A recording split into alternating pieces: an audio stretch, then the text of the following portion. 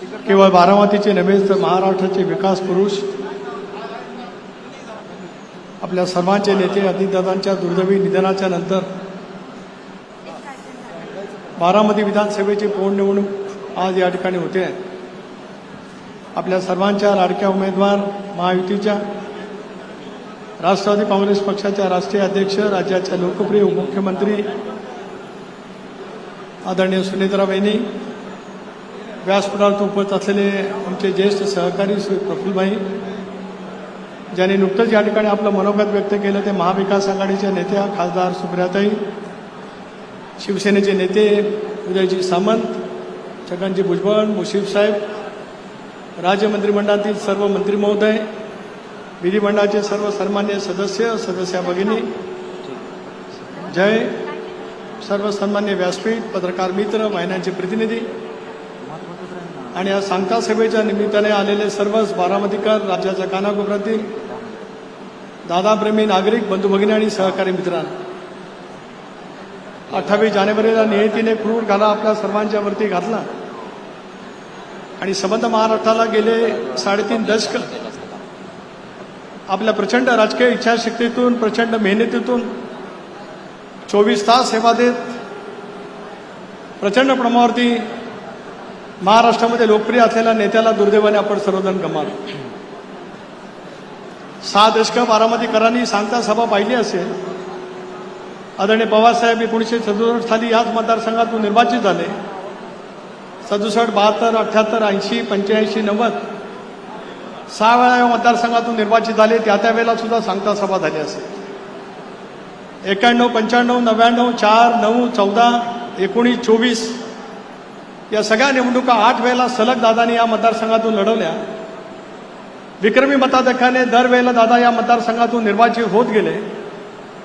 बारामतीकरांनी जो दृढ विश्वास त्यांच्या नेतृत्वावरती ठेवला, त्यामुळे चांद्यापासून बांद्यापर्यंत पसरलेल्या या महाराष्ट्राच्या कानाकोपऱ्यामध्ये ते फिरत राहिले. महाराष्ट्राची सामाजिक जळणघळण करण्याचा त्यांनी त्या पद्धतीने प्रयत्न केला आणि लोकप्रियतेच्या उत्तुंग शिखरावरती असताना दुर्दैवाने नियतीने आपल्या सर्वांच्या वरती घाला घातला. आज बारामती पोरकी झाल्यासारखी आपल्याला सर्वांना वाटतेच. आम्ही सर्वजण कोकणात असू, मराठवाडा असेल, विदर्भ असेल, उत्तर महाराष्ट्र असेल, प्रत्येकाच्या मनामध्ये एक दुर्दैवी पद्धतीची हळद त्या ठिकाणी आहे. त्या दादा आपल्यामध्ये नाही. सांगता सभेच्या साठी आज आपण सर्वजण या ठिकाणी जमलेलो आहोत.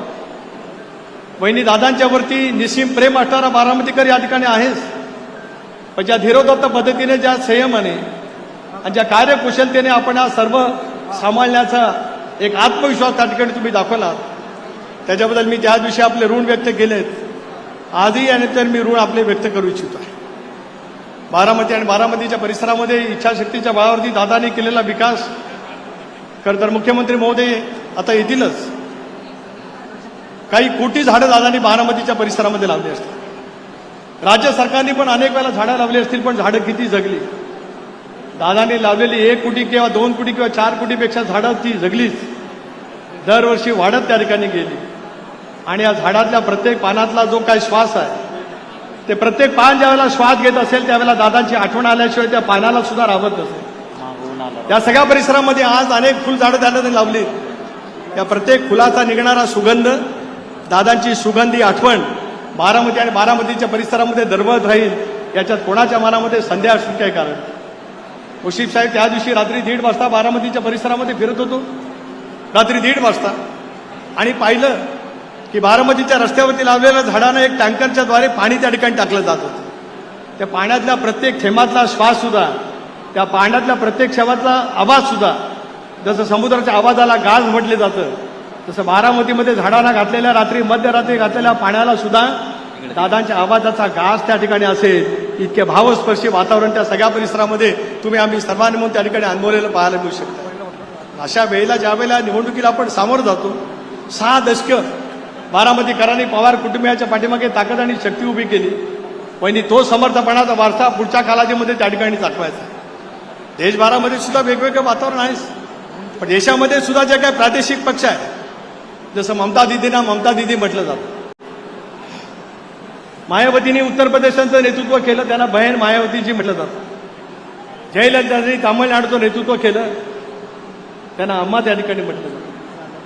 आज वहिनी आम्ही सारेजण महाराष्ट्रामध्ये आपल्याला वहिनी म्हणून संबोधतो. ते वहिनीचं असलेलं तुमचं अदृढ असं नातं हे पुढच्या कालावधीमध्ये महाराष्ट्राला नव्हे तर देशाला उत्तमतेचं नेतृत्व त्या ठिकाणी. महाराष्ट्राने सुद्धा महामहिम राष्ट्रपती प्रतिभाताई पाटील यांच्या रूपाने ते सुप्रियाताईंपर्यंत अनेक काहींचं नेतृत्व या महाराष्ट्रामध्ये पाहिजे. पण आज वहिनी आपल्या नेतृत्वातून महाराष्ट्रामध्ये खंबीर आत्मविश्वासाने संवेदनाशील पद्धतीने कुटुंबवस्थल पद्धतीने त्या धीरोदत्त पद्धतीने ज्या वेळेला तुम्ही काम करण्याचा प्रयत्न करतात त्यावेळेला पुढचा काळ सुद्धा आपल्या सर्वांच्यासाठी तितकाच महत्त्वाचा नक्कीच आहे. पवार साहेबांनी ज्यावेळेला हे शिवधनुष्य दादांच्या वरती सोपवलं ते शिवधनुष्य दादांनी लिहिलं त्या ठिकाणी पेललं. पण दादांच्या अनुपस्थितीमध्ये ते शिवधनुष्य पेलण्याची जबाबदारी नियतीने वहिनी तुमच्यावरती ज्याला सोपवलेली आहे त्याला त्याच ताकदीने त्या क्षमतेने तुम्ही ते शिवधनुष्य बारामतीचं नव्हे तर महाराष्ट्राचा निश्चितपणाने उंचावाल असा विश्वास प्रदेश राष्ट्रवादी काँग्रेस पक्षाचा अध्यक्ष म्हणून या ठिकाणी यानिमित्ताने मी बोलू इच्छितो. अधिक बोलून मी आपल्या सर्वांच्या समोर या ठिकाणी वेळ घेऊ इच्छित नाही. पण बारामती म्हणजे विक्रमादित्य 4 वेळा मुख्यमंत्री 6 वेळा राज्याचे उपमुख्यमंत्री राज्याची पहिली पुरोगामी विचाराच्या पहिल्या उपमुख्यमंत्री म्हणून महाराष्ट्राच्या नव्हे तर देशाच्या राजकारणामध्ये अलिखित पद्धतीचं चंद्र सूर्य तारे असेपर्यंत हे त्या ठिकाणी निर्माणीचं असेल.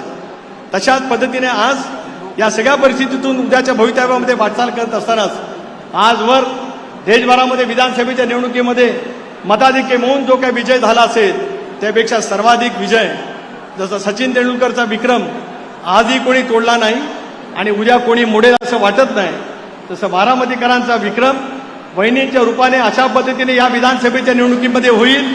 4 तारखेला ज्या वेळेला आपण ऐकू त्याला प्रत्येक मतपेटीतून घड्याळाच्या आवाजाशिवाय देशाच्या कानाकोपऱ्यामध्ये दुसरा ध्वनी उमटणार नाही असा विश्वास या ठिकाणी यानिमित्ताने व्यक्त करू इच्छितो आहे. म्हणून आपले जेवढे ऋण मानावे तेवढं थोडंच आहे. इतकं उदंड प्रेम बारामतीकरांनी त्या संबंध कुटुंबियाच्या पाठीमागे उभं केलं. ती ताकद ती ऊर्जा घेऊन संबंध महाराष्ट्र घडवण्याच्या दृष्टीतून आपण सर्वजण पुढच्या कालावधीमध्ये निश्चितपणे त्या ठिकाणी काम करू.